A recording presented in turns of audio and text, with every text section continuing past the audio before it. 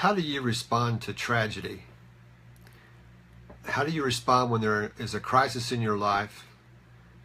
How do you respond or rebound when life happens?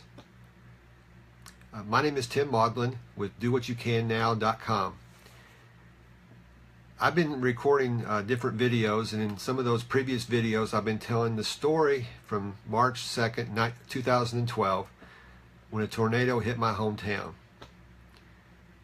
It was a pretty devastating time, and on the anniversary of that day there's a lot of memories that myself and those in my town reflect on. We think about the destruction, we think about the injuries, we think about the loss of life. I told you in some of these previous videos that I wanted to share how we came out of that and came out of on the other end of that tragedy. And today I want to talk about how we rebounded from that tragedy. And so I'm going to begin a 7-part series that I'm calling Rebound. Rebounding in life when life happens. Now this word rebound, there's different ways to think about it. I live in Indiana and we're in basketball country. And so we obviously think about rebounding as a basketball term. And I got to pause because last week was the anniversary of the tragedy in our hometown. But there was something that was so exciting that happened that I have the newspaper to show you. The first time ever in our county, in our school, the girls basketball team were the state champions. And it was just so cool to have something like that happen, especially during the anniversary of the tornado. Just a really cool thing. But that's not the rebounding I'm talking about. Rebound also has a connotation, it's a negative connotation of someone is said to be on the rebound. And we don't want to think of it in that way either. We want to think about rebounding as it means to recover from a setback. And today what I'm going to do is I'm going to begin this series taking the word rebound as an acronym and taking the different letters and giving a different word for each one of those letters. And so today with the letter R, I want to talk about recovery is possible. Because I think sometimes we need to, when we're facing difficult times, we need to know that there's light at the end of the tunnel. There are people who have gone through challenges like these before, and they've come out on the other end. Now, I know last week there were tornadoes in other areas of the country, specifically Illinois. And those people are going through what we went through 5 years ago.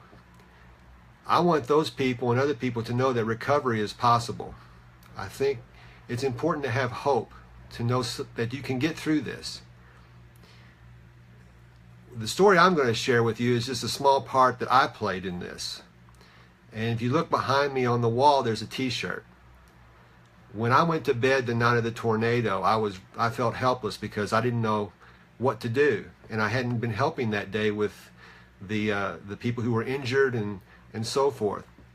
But I went to bed that night, and right before I went to sleep, I had an idea to make a t-shirt. And I talked to my dad the next day about that and said, what if we made a t-shirt and sold them to help those who were hurt and had property damage?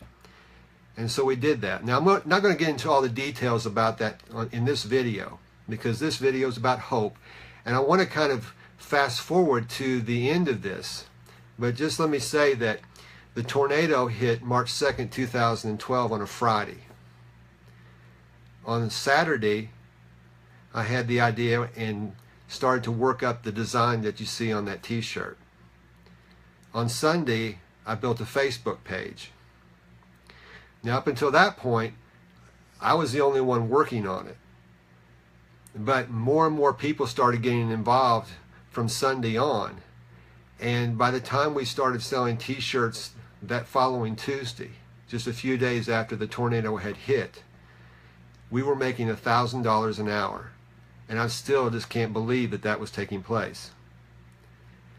When all was said and done, with all the contributions that came in from t-shirt sales and people doing what they could, we ended up with $89,000 from one t-shirt. And what we did with that money, the Lions Club went and bought gift cards. And they gave those gift cards to the people who were injured and people who had property damage to help them with their bills and just to help them get by because things were so difficult at that time. That was just one of the many things that were going on at that time. Just so many different people were doing different things, but this was just one of the things that was going on. But the cool thing about it was that the community came together, and you still to this day you see people wearing this t-shirt. It's a reminder of how we rebounded from that tragedy. And so as we close this today, again, if you're going through a tragedy, know that there is hope. Know that their recovery is possible. I just came up with a simple idea. But once that idea was implemented and people started coming on board, some amazing things began to happen with it. And in future videos, I'll be sharing more of those details, how that we came through and recovered from that tragedy those many years ago.